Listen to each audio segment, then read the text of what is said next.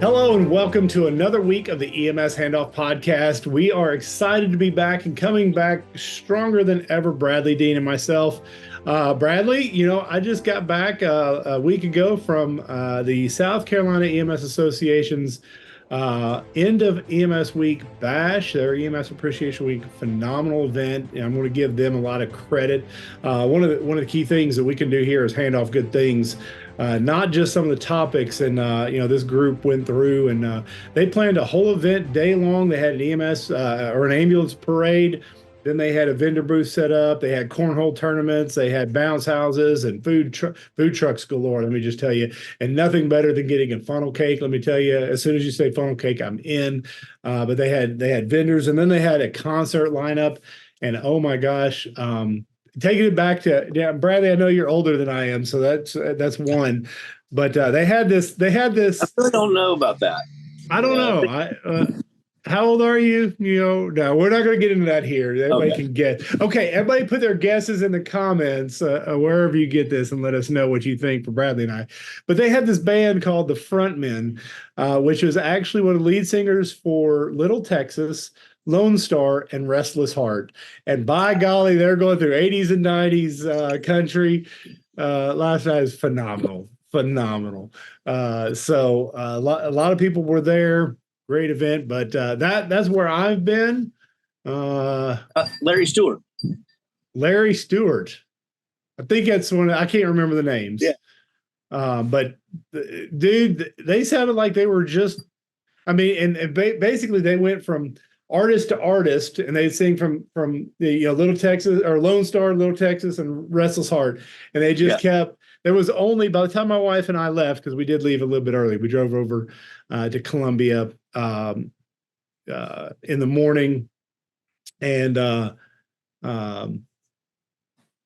went to the event most of the day, and then we ended up going to eat. A recommendation from the crew there, but only one song in that I couldn't remember.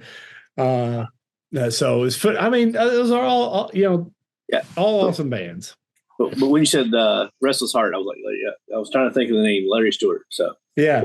Phenomenal group. It's called the Frontmen. But with that, I give South Carolina EMS Association, Henry Lewis and the team over there credit. A lot of good people doing stuff to recognize those providers over there. So good stuff. So what's been going on in your world, Bradley?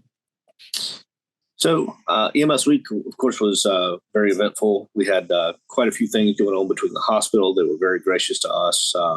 All of our staff trying to get everybody recognized and a few things done. So EMS Week was busy. Things slowed down just a little bit, and good Memorial Day weekend, and then back into the rest of the week. So just in case you see flashes of light, I am not getting shot at. I am sitting outside and it's storming. So just what better place to record than that? Good stuff. And it's not the old defibrillator firing either. Ooh. So funny you mentioned that, because in the vendor booth of there, they actually had a history of EMS, and they actually had monitors back until I think they went back to LifePak 5 and had iterations all the way up to the 12, and then they had patches going the North Carolina or South Carolina patches, which was kind of cool. I didn't get a chance to talk to those guys, but this year's was honoring the past and forging the future, and I think this one did both of those because they had a lot of history, but this is the first ever event like that. So I do have to say, the Hospital Association, or the hospitals in our region, have been doing some competing during EMS Week for what they could provide. Used to, they would just order a ton of pizzas and that would be it. And so the hospitals now are trying to be like, hey, bring patients to us kind of thing. And one of them, I know their chief operating officer, he sits on my advisory board as well. And he's like, David, you need to come over. And by golly, they had some good barbecue pork, barbecue chicken, like catered in stuff. And then I went and picked up some good EMS pizzas to take back to my faculty meeting for that day. So I had to toss that in there once just for them, for old time's sakes, all of us old heads. So, anyways, that's enough about us. Nobody really wants to hear about us. But before we get started today, we want to thank our podcast partner, the Journal of Emergency Medical Services, for hosting us on their platform and getting out our handoff report. So make sure to go by and support those at the Journal of Emergency Medical Services. And also, not necessarily tied specifically to them, but, we got EMS World coming up here shortly as well. So if anybody's going to EMS World, make sure that you come by and see. I will be there, Bradley. You going to EMS World? I won't be podcasting there right now, but Yeah. So I doubt I will be there. I've got a few other things going. That it's a busy time of year. So without further ado, let us get started and kick us off there, Bradley Dean.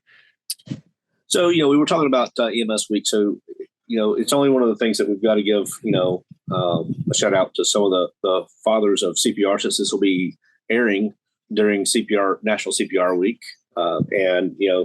So Knickerbocker, Cowenhoven, Jude, Safer, all of those who did things. And one of the biggest things I want to put out here is July 9th, 1960, in the Journal of American Medicine, so JAMA publication, it said anybody, anywhere can do CPR.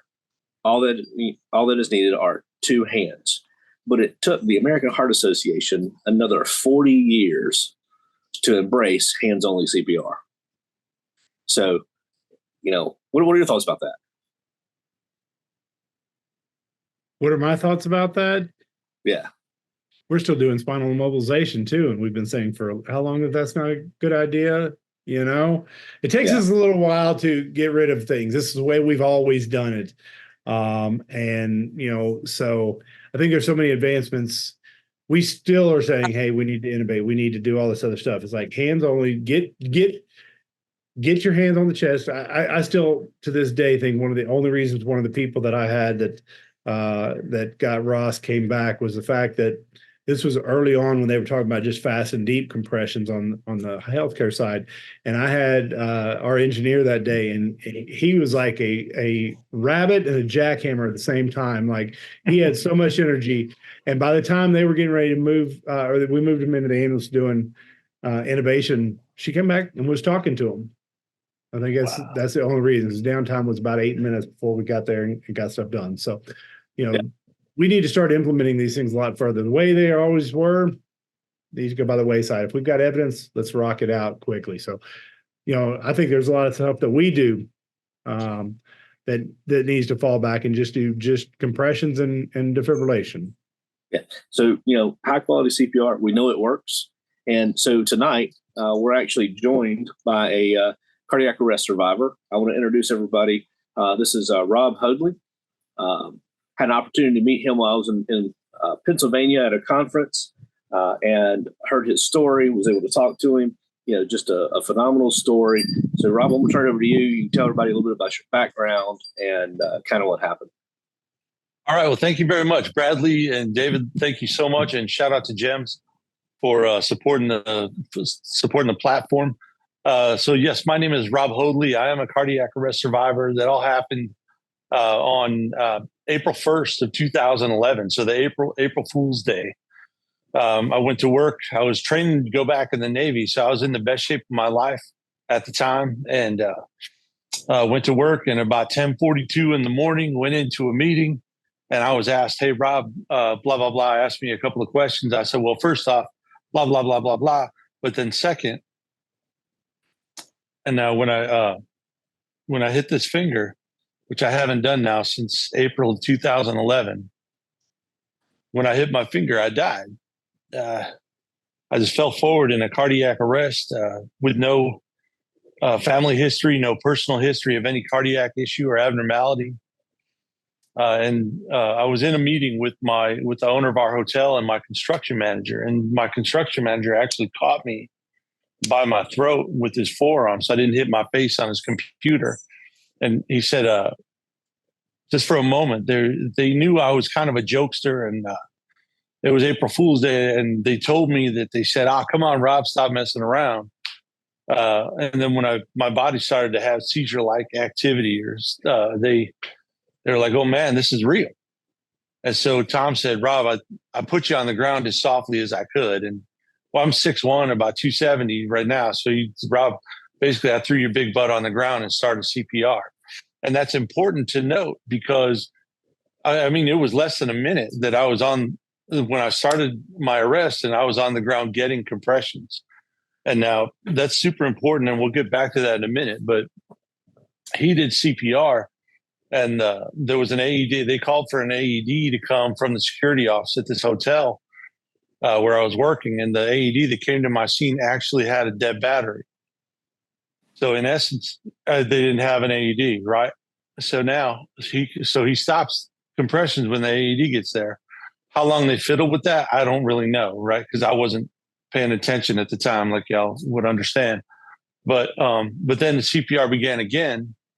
And he started Tom, same guy, started compressions again. The only one there that was doing CPR.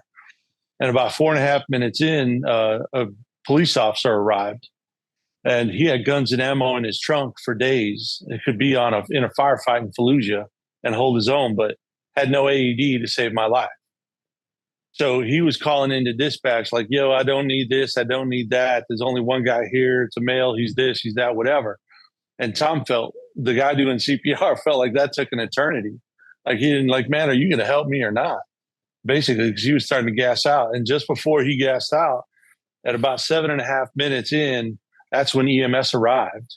And so EMS arrived at about 7.5 minutes. I got my first shock at 8 minutes.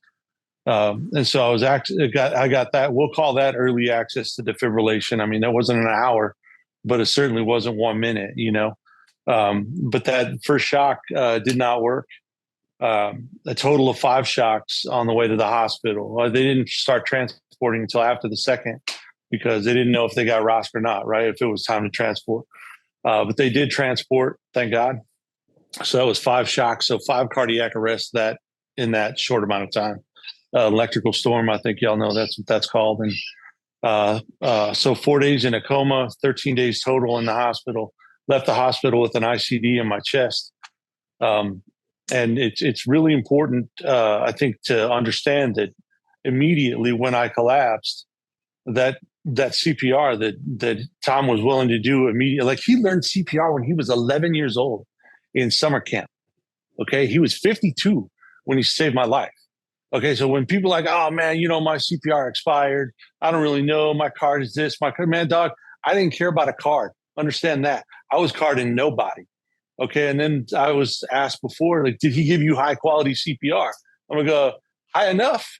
Here I am, right? I mean, he gave me enough, and it was important that they figured out immediately that I was in a cardiac arrest, that I needed compressions, that I needed CPR, right? They needed to get EMS activated, but that immediately they needed me on the ground. They needed to start chest compressions, and that's what happened. It was hard and fast center of the chest, just like you were kind of talking about a second ago.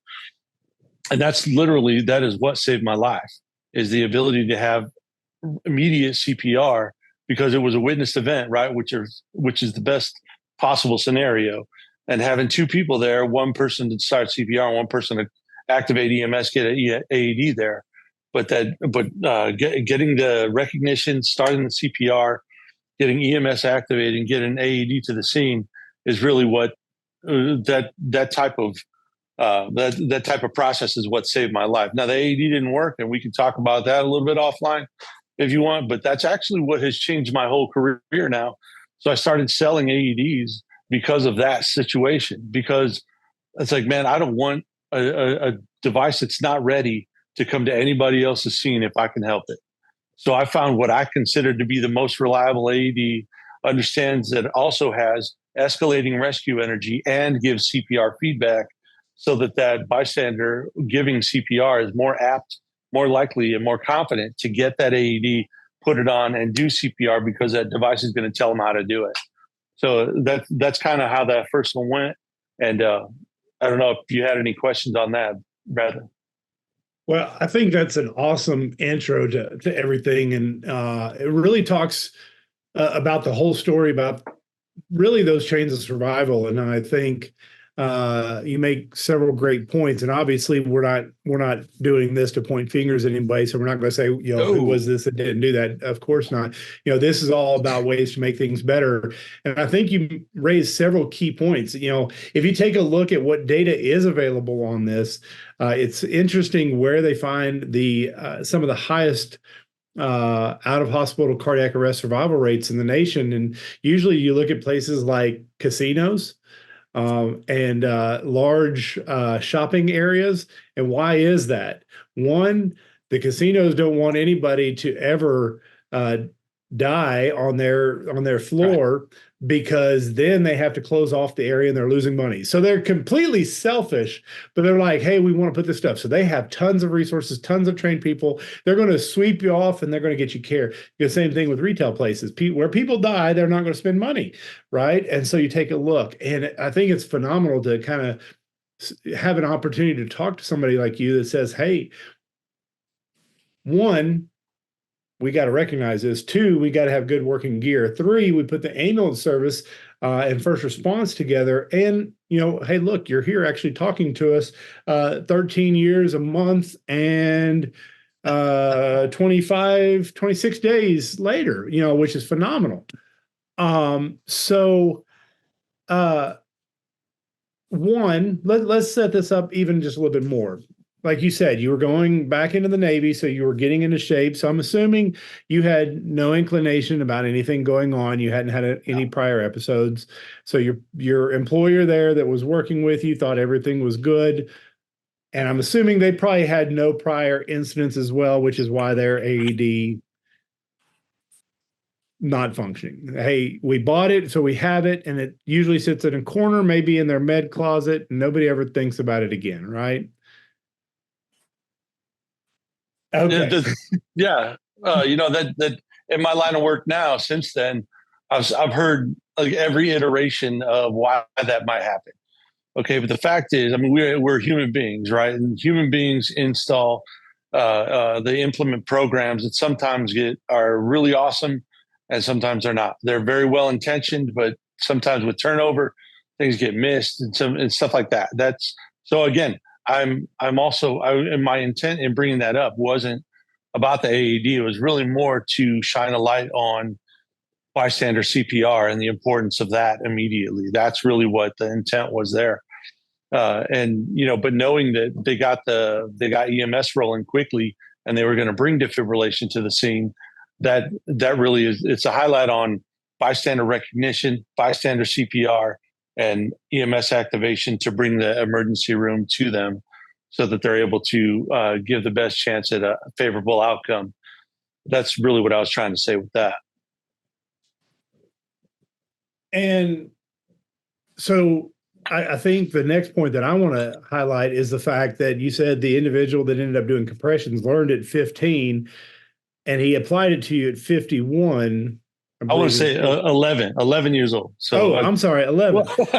Well, so it's actually interesting. This CPR has been in my family forever, and it's actually quite interesting how I got in. And it's great that we're having this conversation. I'm going to bring up my grandmother. So my grandmother actually started teaching CPR with American Red Cross and American Heart Association. Okay. At this point in time, it would have been about 50. She passed away in 2012, and she had taught for just about 40 years at that point in time. So about 55 years ago, we'll say. So she taught for many, many years. I actually, when my family moved back from California, I became her CPR dummy, and then I carried her CPR dummies, and then I became a CPR instructor, which meant I became the CPR dummy yet again. So we went around and taught a whole lot of different places. Her primary niche area was dental offices. They had to have it, so she'd go around to the different dental offices. But she used to do daycares, and again, she taught at the Red Cross and stuff like that. So I learned from a very young age how to do CPR. Now, critical thing, could I at 8 years old have recognized when I needed to do it? I don't know. Luckily, I was never put in that position. But my kids actually got the opportunity to do the same thing. My daughter went around with me to teach CPR classes. And so at 8, 9 years old, she was able to understand. And she actually went around and helped. And you need to move your hands and do this kind of stuff. And I think one of the things that you make mention is, look, it doesn't matter if you're old or young. It doesn't matter Right. if you're in shape or not. Here's the thing. If you leave this person alone, they're going to die. They're dead already. And nothing is going to get any better. Every minute your success drops tremendously. And so in your case, luckily they ended up finally getting some additional care there, transitioning.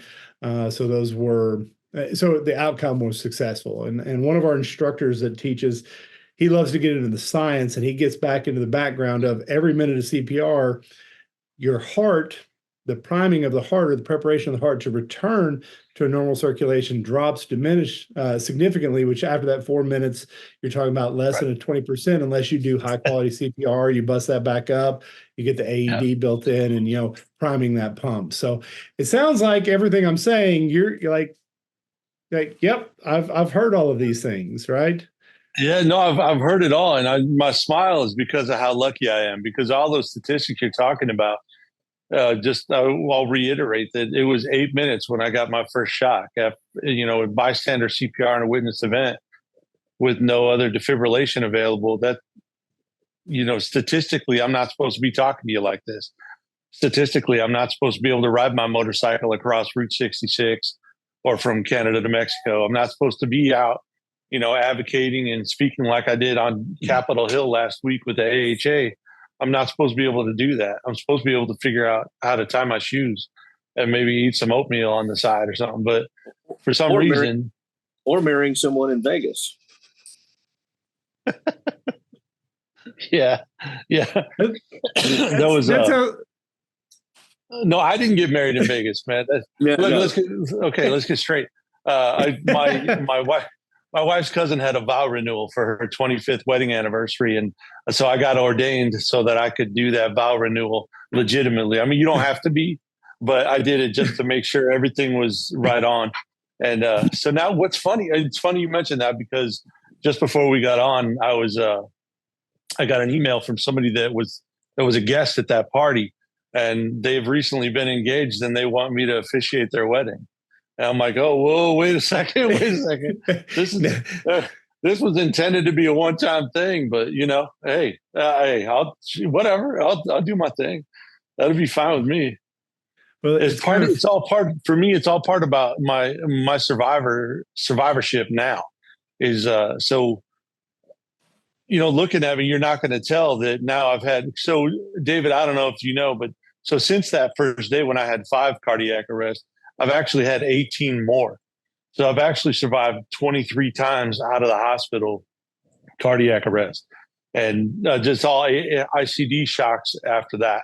And there's some real stories behind that could take up the whole rest of our time. But my point is that through counseling, family support, real honest to goodness introspection and analysis of myself and my limitations and not being a victim anymore, but really reaching out to say, hey, look, I still have a life. I still have value to provide. I still have value to give people. I really felt that happened when Bradley and I met out in Pennsylvania at the EMS West Conference. I was able to be the keynote speaker there, and I really felt like I reached a lot of people. I had a component of my talk actually mentioned the mental health piece of this whole survivor game, and how survival is, well, it goes across everybody, and everybody is a survivor of something. And we can all glean different techniques or different ways to combat your anxiety or your depression, or just come back and heal from that trauma. But just from talking to other people. That's what the whole concept of group therapy is about, and talk therapy is about. And I was able to, in that moment, in that time, and this is one of the big keys of my personal growth or my personal recovery, is I gave the group, and Bradley, I don't know if you recall this, but I gave the group permission to cry, because there's a lot of times the social stigma is, we're not supposed to cry. And if you guys are crying at the scene when you're giving my person help and care, it's like, well, I don't really have faith in you right now, man. So you're not supposed to cry on your own. You're not supposed to cry at the scene. You're not supposed to cry back at the firehouse or in your ambulance. when the hell are you supposed to do that? And that's a natural body's natural reaction to get that out. So please just find a spot wherever it's acceptable for you and just let it rip. I had somebody come up to me after that conference because it was about 5 minutes left of the talk before I gave them that permission. And when I was done, there was a line of folks that wanted to say hi or whatever. One cat, he came up, he was like third person in, and he was crying. And he said, Rob, about 5 minutes ago, you gave me permission to cry, and I haven't stopped. And it feels good. I said, man, do you want to go talk? I mean, we can go talk right over here if you want. He's like, no. I just want you to see that you really had an impact on people here, people that are hardened to this whole thing and might be a little cynical about it. But Rob, you made an impression today, so thank you. So that my survivorship in selling AEDs so that people have AEDs that are that have escalating rescue energy, have CPR feedback, really take into account the science that we already know is going to save people's lives. Doing that, plus giving back and talking to schools, talking to school districts or stuff, and trying to get them to help them understand, even regular business, understand that AEDs and a cardiac emergency response plan is really important. Talking on Capitol Hill with lawmakers just a couple of days ago, that was fantastic with the Heart Association. And now talking to folks like you to say, hey, man, you guys make a difference, okay? Even though some medics out there may not have a great success rate on responding to cardiac arrest calls, understand, man, that one that you save means everything. The guy that came into my hospital room, one of the medics was like, look, dude, before you, I was 0 for 9 on critical calls that I went on. And I had said, I'm sorry, like 75,000 times, or thank you. And so I had to make a joke. I'm like, well, maybe you're not good at this. Maybe you should be a plumber. But, it was just levity. And that's another thing is like, if you have these anxiety feelings, maybe humor is the way you get around it. Maybe humor is the way you deal with that. But laughing or crying or finding your joy, like I like riding a motorcycle, man. And when I'm on a motorcycle, I'm as free as I can possibly be. And it's something I really shouldn't be able to do statistically. So it gives me that much more joy. And so finding your joy, finding where you're happy, and that goes for you guys too, man. I mean, as much crap as you guys see and experience, you got to find what makes you happy and what really still puts that joy in your bucket, in your heart. And those are some of the things that I use to get through all this. Well, it's kind of funny that you mentioned all of that, and we're going to delve into some of the processes to make more individuals like you possible. I don't know if you all have seen this, but Brooks, the Brooks Shoes Company, just put out a commercial with Jeremy Renner. And if you're not sure who Jeremy Renner is, but he is Hawkeye in the Avengers series, and many people don't know that last fall he was actually in, I think it was 18 months ago or 15 months ago now, he was in a snowmobile accident and his life was actually over, and he's like, there's no way I should be making a commercial right now, let alone making a commercial about running. And it's kind of talking about how everything, in perfect step, kind of taking that next step, and now he's able to walk. They're like, you're never going to walk again, and even if you do, you'll never be able to run again. And now he's doing all of them, which is phenomenal. It's kind of the commercial version of what you're going through. So Bradley, we're going to kind of kick to you just a little bit. So a lot of what he's dealing with is the stuff that we as EMS professionals should take a look at. It's not just 911. That's when we typically think about us going to work. We get the call, the alarm goes off, we go to the call, right? But when we're talking about cardiac arrest management in several different areas that we've tried to get in over the years, part of it is that community risk reduction. And, this is where the fire side said we've done a little bit better that, anytime we have a fire in a neighborhood, a lot of times that crew will go out the next shift and we'll spend the time going door to door and go, hey, we worked a fire. Don't know if you saw it here, but they didn't, their smoke detectors weren't working. Can we come in and check your smoke detectors? Oh, wow. Can we replace, That's cool. Can we replace those smoke detectors? And because we don't want that again, we want you to get out, or we improve codes, or we improve this. Well, in cardiac arrest, there's a couple things that we can do. One, obviously, the education on the different components. Now, As Rob has mentioned here, he was in prime shape. He was, getting ready to join the Navy. So not everybody is what we think about, but hey, educating the people what reduces risk of heart attack and cardiac arrest, but also key thing here is identifying what is a cardiac arrest and what to do in the case. And so, I've given a lot of credit throughout the years of the SeaTac area, Seattle and Tacoma, Washington, because they've had the highest cardiac arrest survival rates for many years running. And that's because I jokingly said that those individuals, when you're born, you come out of the womb and the first thing you're doing, they cut the cord and teach you how to do CPR. But they have high cardiac arrest survival rates because of that. Because it's not just us, as Rob mentioned, he had 8 minutes before that defibrillation. So if he didn't have the community there, EMS respond there, which was actually a pretty good response time, believe it or not, especially in today's day and age. 8 minutes. So from a service perspective, Bradley, what do we do to enhance our response to cardiac arrest management by bringing the community involved in a project like this?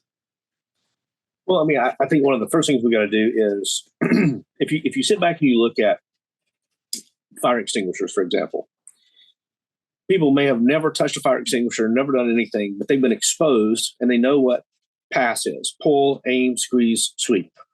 So they know how to use that fire extinguisher because somebody has told them, or they watched a video, or they did something while they were in school. So in North Carolina, for example, we have an unfunded mandate that says everybody that leaves the 8th grade has to have CPR. Now, it's funny I say it's an unfunded mandate because, they put it in and say you got to do it, but, nobody wants to pay for any of it. So the biggest thing that we can do is we can knock on the door of businesses. We can knock on the door of our non-government organizations, our faith-based organizations, and say, hey, can we come in and just cover a quick down and dirty, how to do CPR and basic safety stuff with you, and teach the 4 C's. Check the person. If they're not breathing, then we're going to call 911. That's the second C. And then we're going to compress. That's the third one. And then if an AED is available, we're going to connect it. So check, call, compress, connect. 4 quick C's is all we've got to do.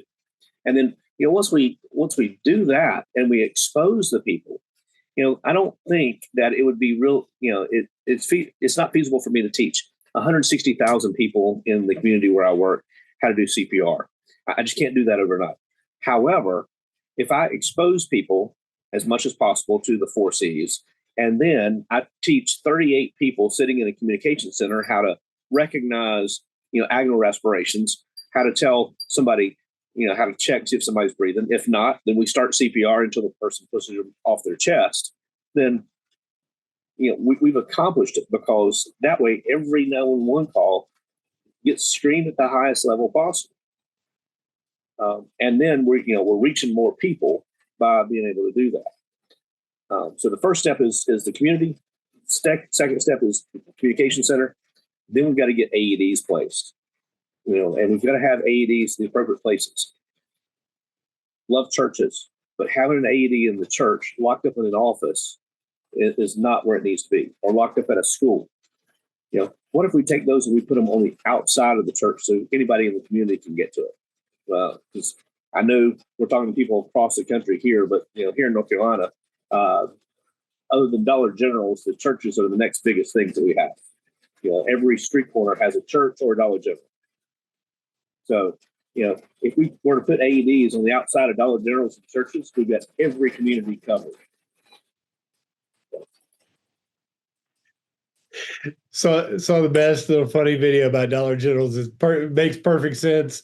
It's a group of executives from Dollar General talking about how the growth is going. So we're doing great, increasing stores. Well, how many stores do we have? And the guy, he goes, well, I could lie to you, but really I've lost track. He goes, how does that happen? And he goes, yeah, I don't even know. He says, don't we have a program? You'd think. And he's like, Let me show you. This is the printout we had from 2 years ago. This is us now. And it's the United States with a big circle in it. He goes, well, I was doing a store visit on a store, and I thought this was just a thing. I went in the back, and there was another Dollar General. It had a different store number and everything. And my wife and I going over to South Carolina, we pass a Dollar General truck, and she's like, oh, it's a Dollar General. Like, yeah, it's like it's one of the mobile stores. It's just going along. But you're absolutely right. Again, I go back to Seattle. They've done it different ways then, but at one point in time, they had AEDs that you could pull off, and as soon as you pulled it off, because the thing is, let me put it on the outside of the church where everybody can get to it. What's everybody's first thought? Well, it's going to get stolen, right?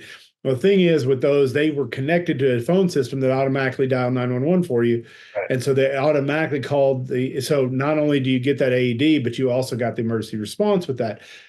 All the emergency responders, like Rob was saying, all law enforcement vehicles have one in there as well in case that one does fail. But kind of a couple things. So let's get rid of a couple of the stigmas of CPR in the community environment, Bradley. So I come up to somebody and start pumping on their chest where they're unconscious and they're not moving. Am I going to kill them? Not at all. I mean, the worst thing you're going to do is probably, maybe bruise them a little bit or something else. But if the person is not conscious and talking to you, and you start CPR, if they're faking it, they're going to wake up. Okay. If they're not, you're really not hurting them at all. So, that is one of the big misnomers is, you can do damage. You're really not going to do damage because if you're not sure that they're breathing, start CPR. That's the worst case scenario. And what we told our telecommunicators is, give CPR instructions over the phone, and if the person doesn't need it because they were in agony respirations, not in agony respirations, and they wake up, I'll take you to dinner. So far I've only had to take one to dinner. So I think you're absolutely right. Even in the instructions now, even given to healthcare providers, you're going to continue doing chest compressions until you see purposeful movement. Right. That's right. Kind of the key thing. Used to, we'd be like, oh, let's check for pulse. But even now, what we're saying is that pressure is so low on those first couple of heartbeats back that it needs help. There's one tiny, minuscule part of that heart rhythm that if you hit right on that spot, it can cause problems. But the odds of doing that, it's one of those things that a scientist found at some point in time because it was an anomaly that nothing else had happened. And they talk about RNT. And I have yet to see it in my almost 25 years in this career. Bradley, the way you're shaking your head, I'm going to assume the same thing. So look, chances of us doing it where we're watching the heartbeat is very slim. Community, as long as you're, one of the best stories, we had a guy he was a person that we saw very frequently. Security went over and got to him before we got there. He's like, he was laying on the ground and I was doing chest compressions and he kept moving my hands out of the way. I told him I needed, like, okay, dude, if he's physically moving you, he doesn't need chest compressions. You can stop. Great point to stop. But in that case, you're not going to stop. So the likelihood of you doing something wrong. Now let's place that AED. So we're getting ready to send 200 joules of electricity through the human body, right? Causing all of these problems. So I'm going to make a mistake in doing that, right, Rob? Hell no. No. No. Sorry. I love the emphasis. We're good there. No, man. Great energy. And I love that you just said, we're about getting ready to send 200 joules through somebody. And I was like, that's why I was like, hopefully, because you have not all AEDs do the same thing, right? But to your point that you're trying to make is that AED is not going to shock somebody unless they absolutely have to. Every one of these AEDs that are FDA approved are going to give that shock only if they're in one of the two shockable rhythms, the VTAC or VFib. And that's the only way that's going to happen. And like you were saying earlier, if you're doing compressions, man, if you're doing compressions on somebody and they let you, they need your help. That's all there is to it, because it hurts, man. No. So also, if somebody lets you open up their shirt and put stickers on them and keep doing that, they really need your help. Okay. And even if it doesn't shock, even if they're not in a shockable rhythm, that what you are doing by putting the AED on somebody is you're letting that AED record their rhythm while they're in that situation, whatever it is. And so if EMS arrives and they come out, or if they come out on their own, awesome. Now they have this little time capsule of information that they can then give to their cardiologist and be treated for whatever was happening at the time. And if they don't make it, they don't make it. But you know what? You can get in your vehicle and know I did everything I could. It can really suck. Longitudinal PTSD is very real in a critical incident like that. But the fact is, if you don't do anything, they're not going to make it. But if you do what you can, they have the best chance at a favorable outcome. That's what happened to me. So, I think one of the things that should be used to express that, because we love data, to my knowledge, to this day, an AED has not fired on a person that hasn't needed it.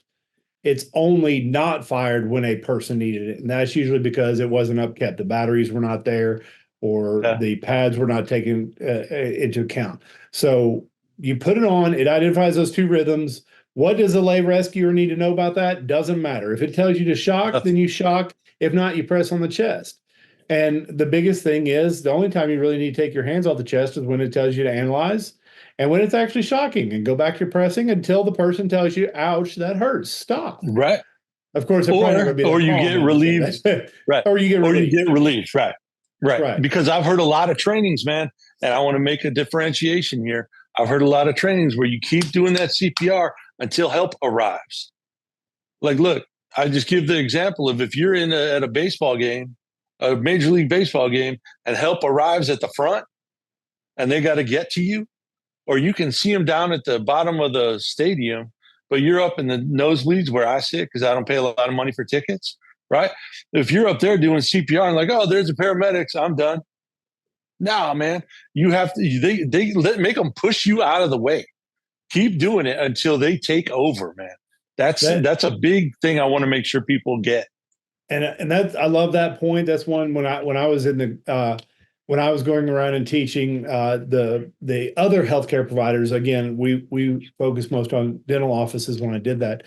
That would be a lot of the conversation we have when we would show up. Do you just want us to get up and go away? And I actually think there's 2 points here that we should make mention. Like, no, I'm like, me, as I walk in, I want to be able to say, all right, Rob, you're going to go until you're done, and Bradley's going to take your place. All right, Bradley, come up behind him.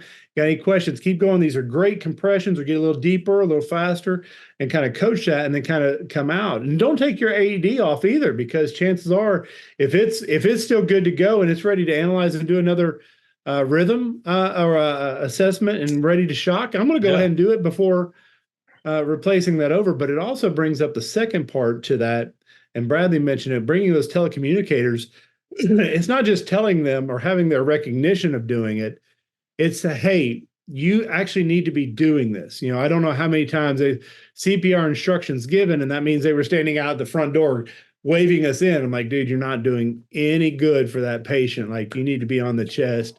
And so they should be you're reiterating, hey, are you checking the chest? Are you pumping the chest? But let's talk a little bit about kind of one of the areas that you're in now, Rob, because we briefly mentioned earlier, but I think it kind of would lead to some of the things that were experienced when they got your first AED. So I'm Joe, business owner out here, and I own a church or a school or a gym. There a lot of good indications of having one at gyms as well.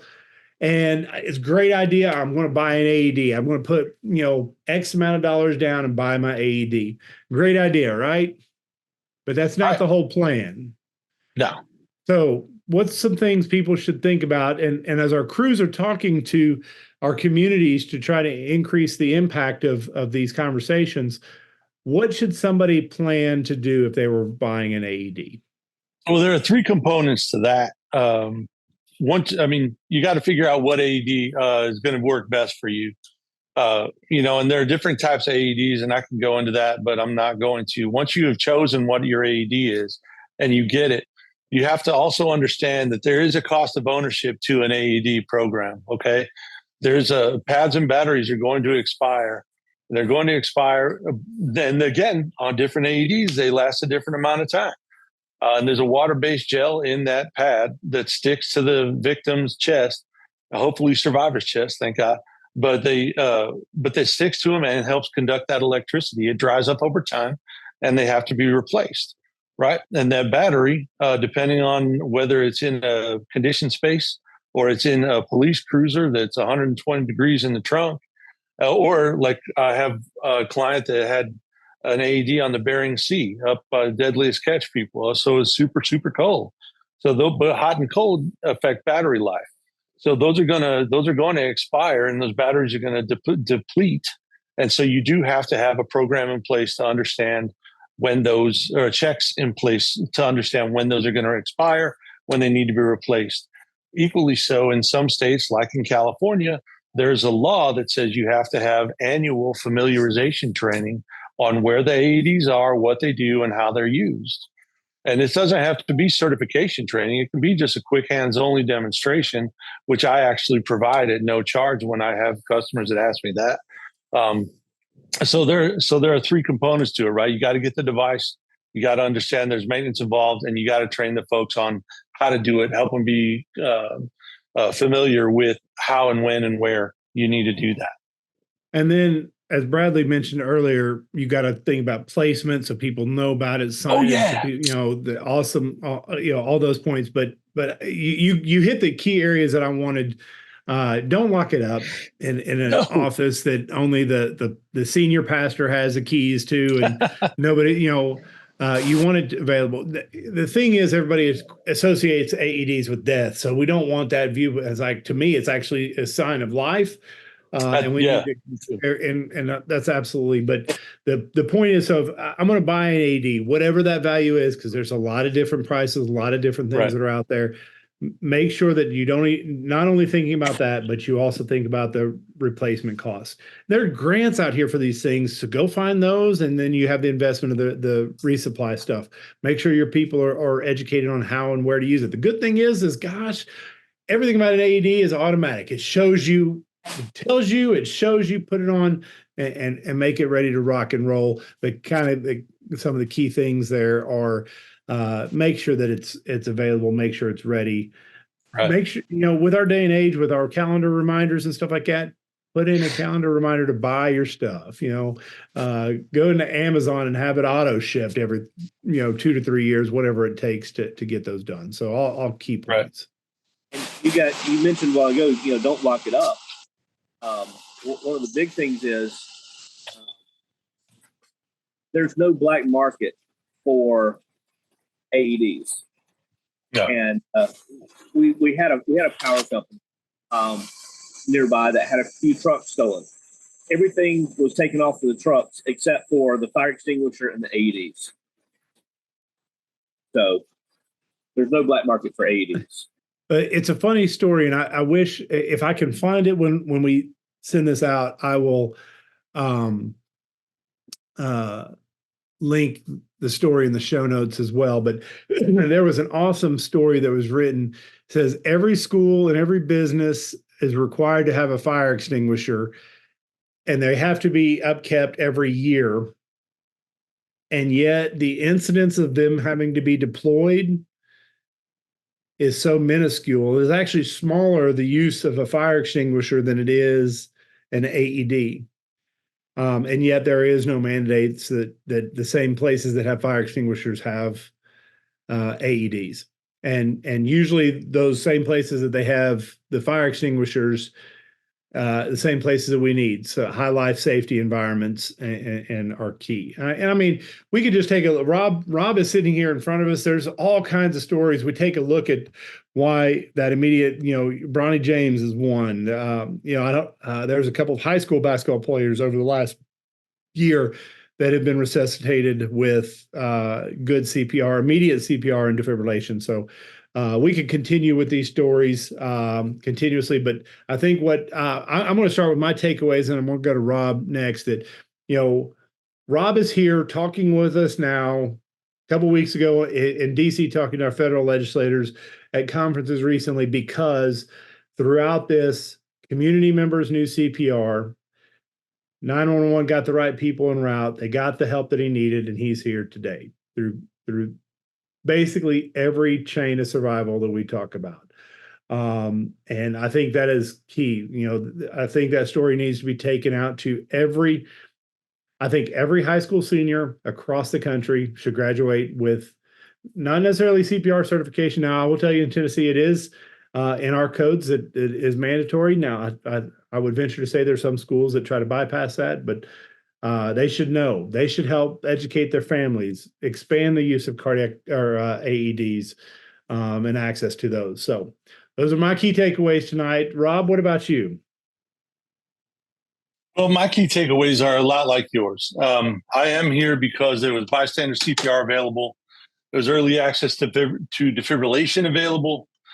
And now I'm able to go out, and 43 people have been saved by devices that I have helped place in communities that I know of. Right. And I'm super excited about that. I've helped place thousands of AEDs, and I'm waiting for that next call. And my takeaway is learn CPR, because whether you use it in your workplace or in your school, you can also take it home and help that person, that bystander on the side of the road that needs help. Any final takeaways, Bradley Dean? Yeah, I think EMS agencies, should jump in, get really involved in their community, and teach the 4 C's: check, call, compress, connect. It's that easy. We don't have to do some elaborate course or anything else for them. Give them 2 minutes with the mannequin, run through a couple of things, give them 2 more minutes with that mannequin, and let them walk through the process. We've exposed them to it, then they're going to be ready when that 911 call gets placed, and they can be walked through the process. I would go even further than that to say have some ready packages available that people can purchase for AEDs. Where would be a good place to put them, and advocate for those, and have access to grant funds. I say grant funds, have access to grants and how to write them, because the more involved that you are there, the more successful you are. And I think, when we, again, going back to Seattle, the more people that know CPR, the more access to fibrillation and connection with the care, cardiac arrest survival is key. And I think every bit of evidence that we can find. Hey, Rob, if people wanted to get a hold of you and either hear your story more, have you come out to speak, or even potentially go buy an AED from you, we'll go ahead and toss that out here right now. Hey, call let's Rob do it for your AED. Who's got a better story on why you need one? But if they needed to reach out to you, how are they doing that? My phone number is really easy. It's 619-208-9190. You can call me anytime, or Rob at teamlife.com, TEAMLIFE.com. And I did want to point out one quick thing. Grants aren't the only place to find that. You can also find funding through community service organizations like your Rotary Club, stuff like that. And, and if you're at a school, you can do a fundraiser for new football uniforms. You can certainly do one for AEDs, right? And then also, if you're a bigger organization and need more, the hospitals have community outreach funding where you don't have to rely on a long time for that grant to be funded or awarded to you. A lot of times you can get that funding a lot quicker. And I can go into a lot more of that if you want, but it's Rob at teamlife.com or 619-208-9190. Nice. So if you need the story, need Rob to speak, or you just need that AED, reach out to him. Bradley Dean, they're getting a hold of you. How? Well, they can find me, of course, on social media. They're on Facebook, or you can email me at bradley.dean@handoffmedia.com. And now for you, David. All right. So I most recently branched out. I wasn't on TikTok for a while, but I've been trying to do some videos for my travels to DC over in South Carolina and stuff. So you can find me on TikTok at Handoff Medic. Then my others just DS Blev, and then like Bradley, David.Blevins at handoffmedia.com. And so all of our handoff stuff is starting to come back. We're getting ready to get some merch back out. Bradley was mentioning, so some of you all have seen the shirt come back out here. So you're going to start seeing the EMS handoff merch come back around. Our website's getting ready to be rebuilt and coming back out. So a lot of good things coming in this. So you'll see that. But until next week, remember the value of your EMS handoff.